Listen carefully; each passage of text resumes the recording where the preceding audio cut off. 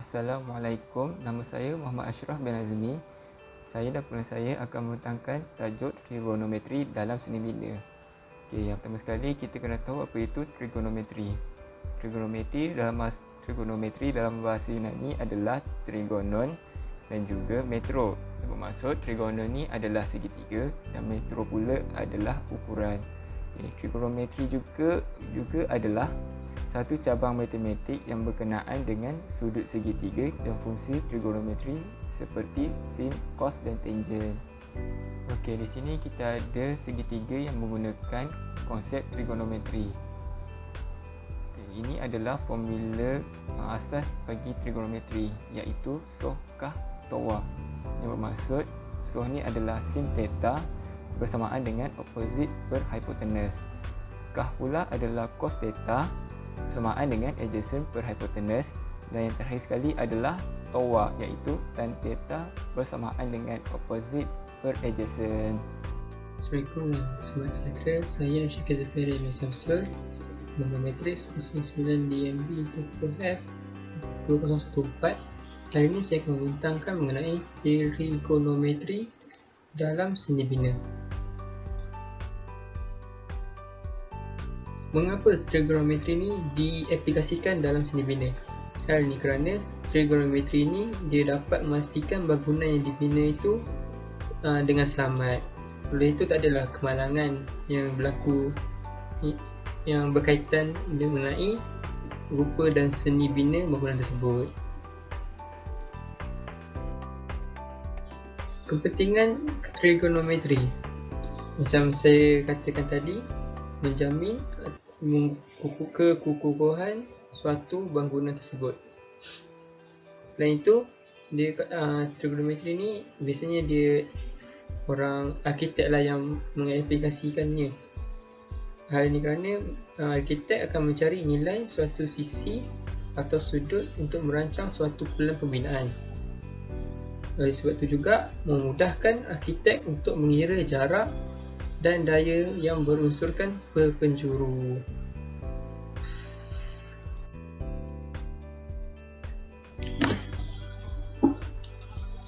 Sebagai contoh, arkitek ni dia akan kira ni kan, dia punya sudut.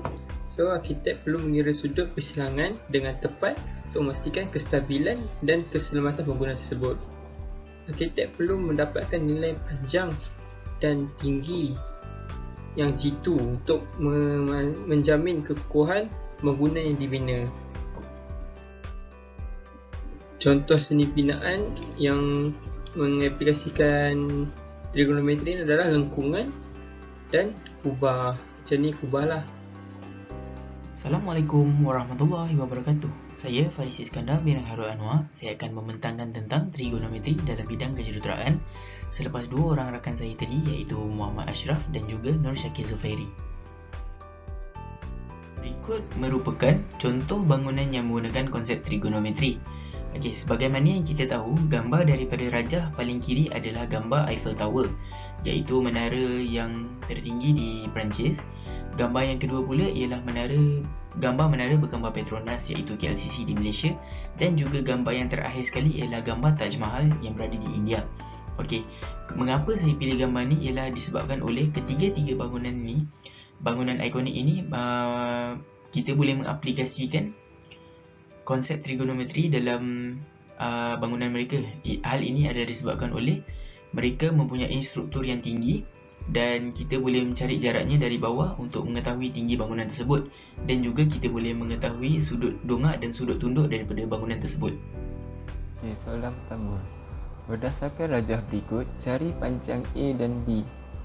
Kat sini dia bagi tapak dia A dan B. Sudut yang besar ni dia bagi 50 darjah, dan sudut yang kecil di sini adalah 30 darjah. Tinggi dia bagi 200 meter. Yang pertama sekali kita lukis balik gambar rajah ini. Kita masukkan sudut, panjang dia A dan juga B. Kedua kita tengok dia cari apa, panjang A dan B. Ni A, ni adalah B. Kita lukis balik, yang tinggi dia adalah B. Lukis balik, tinggi dia B, yang sebenarnya bersudut 30 darjah dan tapak dia 200. Okay, kita buat macam ni supaya kita tak serabut, nanti pening. Okay, kita tengok kita ada B dan juga 200. B ni adalah adalah opposite bagi theta yang bersudut 30 ini, dan 200 ni adalah adjacent. So kita guna formula tan, iaitu TOA, bersamaan dengan tan theta sama dengan opposite per adjacent. So kita masukkan theta dia adalah 30, B dia kita tak tahu, dan adjacent dia adalah 200. So kita darabkan tan theta dengan 200, dapatlah 115.47 meter. Okay, lepas tu kita dapat B, kita cari A pula. Okay, A. Tengok sudut ni, sudut dia adalah 50 darjah. So kita dekat sini adalah opposite per dengan adjacent. Adjacent dia 200, opposite dia kita dapat B saja. So kita guna formula tan theta sama dengan opposite per adjacent, iaitu TOA.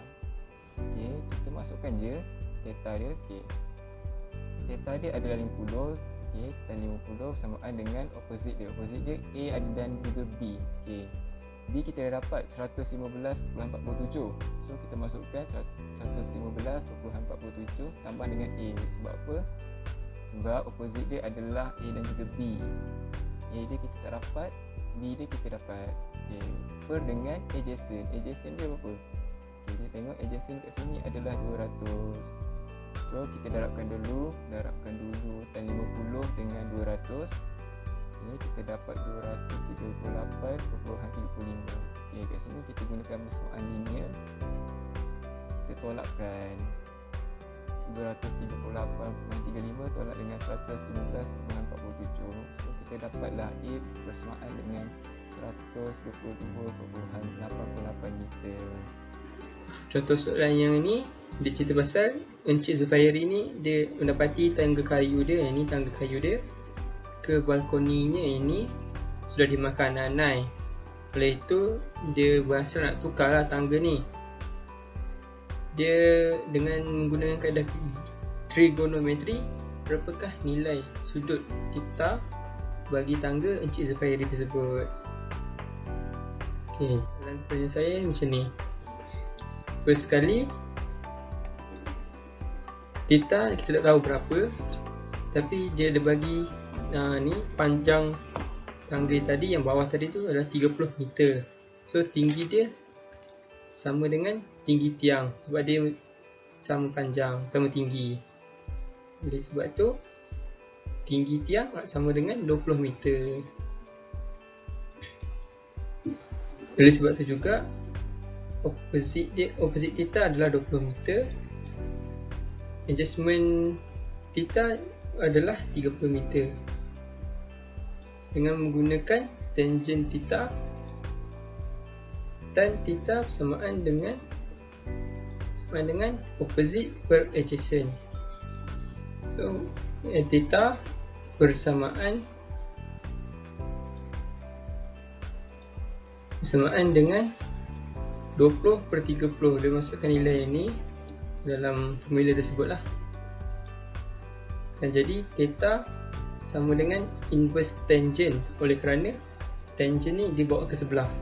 So jadi inverse lah, -1 per dengan 2/3.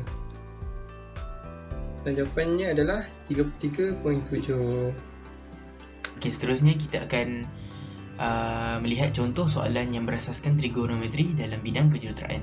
Jadinya saya telah mengepilkan satu soalan, iaitu diberi satu bangunan dan diberi sudut daripada bawah, sudut dongak daripada bawah ialah 60 darjah, iaitu pada titik C, dan juga jarak daripada titik C ke titik B adalah 50 meter. Jadinya seperti yang soalan minta, iaitu find the height of the building. Maksudnya kita perlu mencari tinggi bangunan tersebut. Okey, untuk mencari tinggi bangunan tersebut kita perlu menggunakan konsep trigonometri, iaitu kita perlu menggunakan tangent. Kenapa kita perlu menggunakan tangent? Sebab dia telah memberi satu sudut kepada sudut tentangan, iaitu opposite, dan juga diberi sudut adjacent. Jadinya kita dah ada opposite, kita dah ada adjacent, so kita boleh menggunakan tangent. Jadinya Untuk menjawab soalan tersebut ialah kita perlu letakkan tangen 60 sama dengan AB per 50. Jadi tangen 60 tu kalau kita tekan kalkulator, kita dapat jawapan dia 1.732 kali dengan 50 sama dengan AB. Jadinya apabila 1.732 kali 50 sama dengan AB, jawapan yang kita akan dapat ialah 86.60. So jadinya jawapan terakhir ialah AB ialah 86.60 meter. Jadinya 86.60 meter tu adalah tinggi bangunan seperti yang diminta dalam soalan. Okey, akhir sekali ialah saya akan menerangkan tentang kesimpulannya. Okey, kesimpulan yang pertama ialah trigonometri adalah sangat penting dalam bidang kejuruteraan untuk memastikan struktur bangunan adalah dalam keadaan yang baik. Okey, kesimpulan yang kedua pula ialah trigonometri dalam bidang kejuruteraan juga memastikan para jurutera menghasilkan sebuah bangunan dengan nilai yang tepat seperti dalam rancangan. Alright, akhir sekali, trigonometri dalam bidang kejuruteraan juga dapat membantu kita untuk mengaplikasikan konsep trigonometri dalam kehidupan seharian. Jadinya berakhirlah sudah pembentangan trigonometri daripada kumpulan kami.